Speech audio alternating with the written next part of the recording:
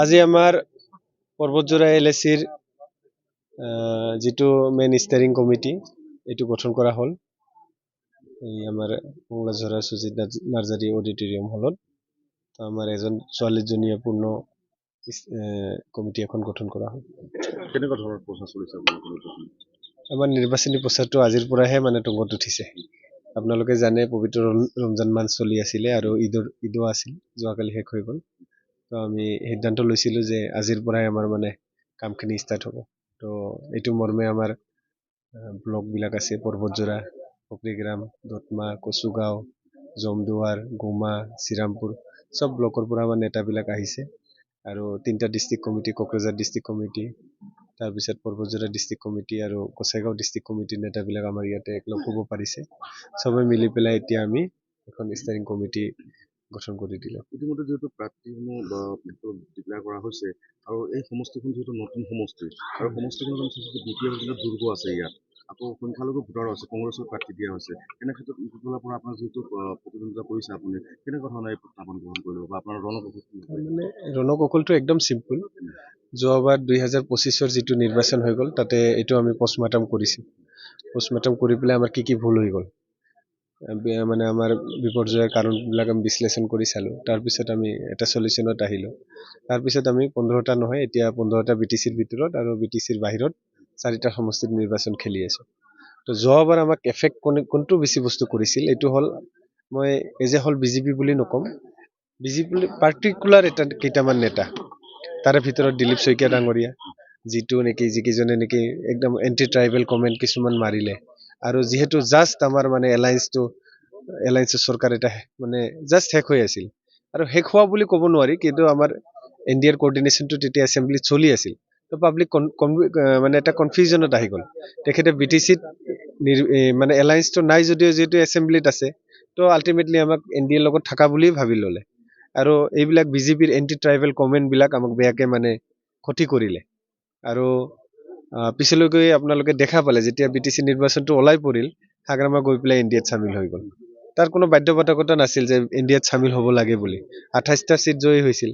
আৰু তাৰ পিছত ইণ্টাৰেষ্টিং কথাটো হ'ল আমাৰ BTCৰ চিফটো এতিয়া হাগ্ৰামা মহিলাৰী হৈ থকা নাই। এইটো জয়ন্ত মল্ল বৰুৱা ডাঙৰীয়াহে BTCৰ চিফ বুলি আমি জানো এতিয়া।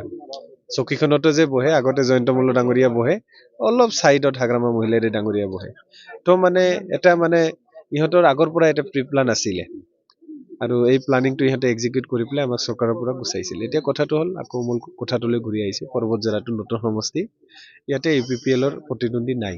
আপোনালোকে জানে AIDFৰ কেণ্ডিডেট আছে আৰু কংগ্ৰেছৰ আছে। কিন্তু কথাটো হ'ল বৰ্ডাৰ এৰিয়াবিলাকত অলপ AIDFৰ প্ৰভাৱটো মই দেখিবলৈ পাইছোঁ। কাৰণটো ইয়াতে AIDFৰ বিধায়কবিলাক আছিল, ডেলিমিটেশ্যন হোৱাৰ আগতে ইয়াতে MLA টো AIDFৰ আছিলে, যাৰ কাৰণে অলপ AIDF আহি আছে। কিন্তু যিহেতু ডেলিমিটেশ্যন হৈ গ'ল, এতিয়া সমষ্টিবিলাক পুৰা ক্লিয়াৰ হৈ গ'ল, BTCৰ বাহিৰত ভিতৰত এইবিলাক ক্লিয়াৰ হৈ গ'ল। তো এইটো পৰ্যায়ত BTCৰ মানুহে কেতিয়াও মানে নেশ্যনেল পাৰ্টিবিলাকক মানে কেতিয়াও একচেপ্ট কৰা নাই। কাৰণ BTCৰ সমস্যাবিলাক ফাইট কৰিব হ'লে আমাৰ ৰিজনেল পাৰ্টিবিলাকেই কিবা কৰে, মানে চল্ভ কৰে।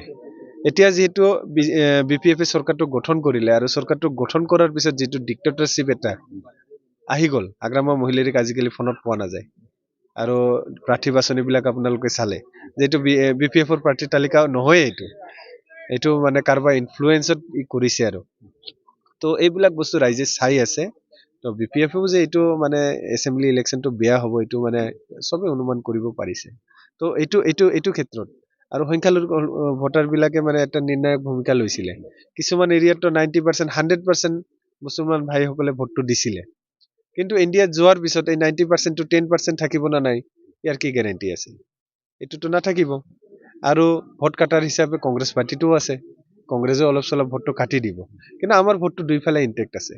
আমাৰ যিটো সংখ্যালঘু মানে যিটো মানে NDAত আছে বুলি কৈ পেলাই মানে ভোটটো মানে দিব বিচৰা নাছিল, এইটোতো বাঢ়িলে। 2 নম্বৰ কথাটো হ'ল ফেচিলিটিটো BJPৰ ৱাৰ্কাৰ, গ্ৰাছৰুট ৱাৰ্কাৰবিলাকে একো পোৱা নাই। আমাৰ যিবিলাক বেনিফিচিয়াৰী লেভেলৰ স্কিম এইবিলাক হৈ আছে, এইবিলাক কিন্তু কিবাই পোৱা নাই, মানে BJPৰ কৰ্মকৰ্তা পোৱা নাই। এইফালে ওপৰত লেভেলত অলপ জয়ন্ত মল্ল বৰুৱা ডাঙৰীয়া, তাৰপিছত অপূৰ্ব অধিকাৰী ডাঙৰীয়া আৰু কেইজনমানে মানে অলপ ওপৰৰ যিটো কিবাটো ক্ৰীমটো ইহঁতে খাই আছে। কিন্তু তলতো ৱাৰ্কাৰবিলাকে একো পোৱা নাই, BJP মণ্ডলবিলাকে একো পোৱা নাই। তাৰপিছত বুথ কৰ্মীবিলাক একো পোৱা নাই, একোটো গুৰুত্ব পোৱা নাই। তো ওপৰত মেনেজ হ'লে কি হ'ব, গ্ৰাউণ্ডতো মেনেজ হোৱা নাই। যেতিয়া মানে এলায়েন্সৰ চৰকাৰটো আছিলে তেখেতেতো বহুত সন্মান পাইছিলে, তেখেতৰ পৰা VCTC চেয়াৰমেনবিলাকো অলপ চলপ কিবা কিবি মানে চৰকাৰী সা সুবিধা ৰাইজবিলাকে বিজেপিৰ ৱাৰ্কাৰৰ থ্ৰু দি পাইছিলে। এতিয়া সিহঁতৰ দৰ্জাটো পুৰা বন্ধ হৈ গৈছে। তো এতিয়া জয়ন্ত মল্ল বৰুৱা আহি পেলাই হাগ্ৰামা মহিলাৰীৰ কাৰণে প্ৰচাৰ কৰিলেই যে ভোটবিলাক কিবা BPF-ত ট্ৰান্সফাৰ হ'ব বুলি মই নাভাবোঁ। তো আল্টিমেটলি আমি দুই চাইডৰ পৰা উইনাৰ হৈ আছো। মানে BPF NDA যোৱাৰ কাৰণে আপোনালোকৰ সুবিধা হৈছে, হয়, সুবিধা হৈছে, নিশ্চয়কৈ সুবিধা হৈছে। মানে সংখ্যালঘু ভোট হওক বা বড়ো ভোট হওক। সংখ্যালঘু ভোটত আমাৰ লছ হৈছিল, বড়ো ভোটতো এণ্টি ট্ৰাইবেল কমেণ্টছৰ কাৰণে আপোনালোকে চাওক, ইমান এটা মুখ্যমন্ত্ৰী ডাঙৰীয়া ইমান এটা ডাঙৰ কমেণ্ট কৰি দিলে যে ইয়াতে first class second class citizen আছে।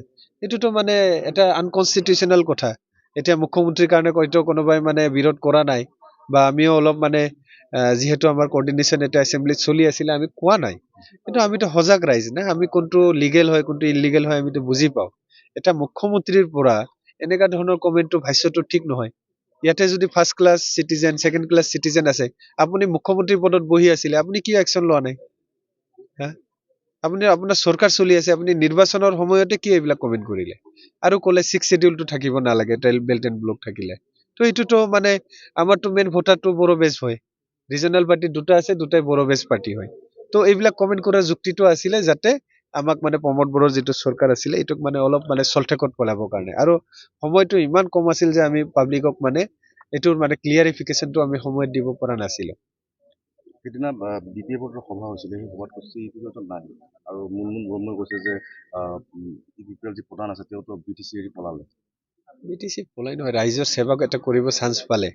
এতিয়া AIDF-ৰ মৌলানা বদৰুদ্দিন আজমেলেও সংখ্যালঘু নেতা হয়, আপোনালোকে জানে। তেখেতেও ৰাজ্যসভাৰ কিবাটো লৈছিলে, কিন্তু আলোচনাটো মানে কিবা নহ'ল কাৰণে আমাৰতো মানে যিটো থাৰ্ড কেণ্ডিডেট আছিলে, থাৰ্ড কেণ্ডিডেটৰ কাৰণে ছাৰে আমাৰ নমিনেশ্যন ফাইল কৰিলে। আৰু ফৰ্চুনেট এইটো মানে ছাৰৰ কাৰণে মানে বহুত ভাল যে আনকণ্টেষ্টেড জিকি গ'ল। ভোটিংটো হ'ব লাগিছিল, ভোটিংটো হ'লে তেতিয়া মানে বস্তুখিনি জল পটকে ৰাইজে বুজি পাল হয় কোনে কাৰ লগত আছে। আমাৰতো মানে এতিয়া দিছপুৰত জনে আহিব যাক আমাৰ সুবিধা হ'ব, জনে BTCৰ কাৰণে কাম কৰিব, BTR অঞ্চলত উন্নতিৰ কাৰণে, BTR ৰেকৰ্ডৰ কাৰণে কাম কৰিব, জনে আমাক লেং মাৰিব নিবিচাৰিব, যেনে আমাক মানে মৰম কৰিব, চেনে কৰিব, আমাৰো মানে তেখেতৰ প্ৰতি মানে কিবাটো থাকিব। কিন্তু জনে বিশ্বাসঘাতকতা কৰিব, জনে আমাক মানে ধ্বংস কৰাৰ ষড়যন্ত্ৰ কৰিব, তেখেতৰ এইবিলাকৰ কাৰণে মানে আমাৰ মানে চিম্পেথি নাথাকে। আমিও BTCৰ বাহিৰত কেণ্ডিডেট দিছোঁ, এইবিলাকে নিৰ্ণায়ক ভূমিকা পালন কৰিব, কোনে হাৰিব কোনে জিকিব। তো আপোনালোকে মানে অলপ ধৈৰ্য ধৰি চাই থাকক। আমি এইবাৰ কিমান শতাংশ আশাবাদী আপুনি? আপোনাৰ এনেকাও হৈ যাব পাৰে 15টা চিটে আমি জিকি যাম। 15টা চিটে আপোনাক কৈ আছো জিকি যাম। আৰু যিটো হাগ্ৰামা মহিলাৰীৰ মানে পৰিয়াল কেন্দ্ৰিক ৰাজনীতি, এইটো অলপ মানে ৰাইজে অলপ ইফালে মানে বেয়া পাইছে। এইফালে কোকৰাঝাৰত চেউলি মহিলাৰী ডাঙৰীয়াক তেখেতৰ পত্নীক টিকেট দিলে, আৰু ইয়াতেও মানে পৰ্বতজোৰাটো অলমষ্ট মুনমুন ব্ৰহ্মক দিয়াৰ কথাই আছিল বুলি শুনা পাইছোঁ আমি। তাৰপিছত কিবা কাৰণত কৰ্মীবিলাকৰ মানে প্ৰেছাৰত আহি পেলাই ডিচিশ্যনটো চেঞ্জ হ'ল। তো এইটো এটা ডিক্টেটৰশ্বিপৰ পিনে গৈ আছে, ইয়াতে ডেমক্ৰেচি বোলা কোনো কথা নাই। আৰু BPF-ৰ মানে লাহে লাহে BPF-ক যদি আমি ডেমক্ৰেটিক কৰি ৰাখিব লাগে, ইয়াতে APPL শক্তিশালী হ'ব, আৰু ইয়াৰ দায়িত্বটো ৰাইজেই ল'ব। ৰাইজে APPL-ক এইকাৰণে শক্তিশালী কৰিব যাতে ইয়াতে বেলেঞ্চ অফ পাৱাৰটো হৈ থাকে। হাগ্ৰামাক এতিয়া লগ নাপায়, হাগ্ৰামাৰ EM-ক লগ নাপায়।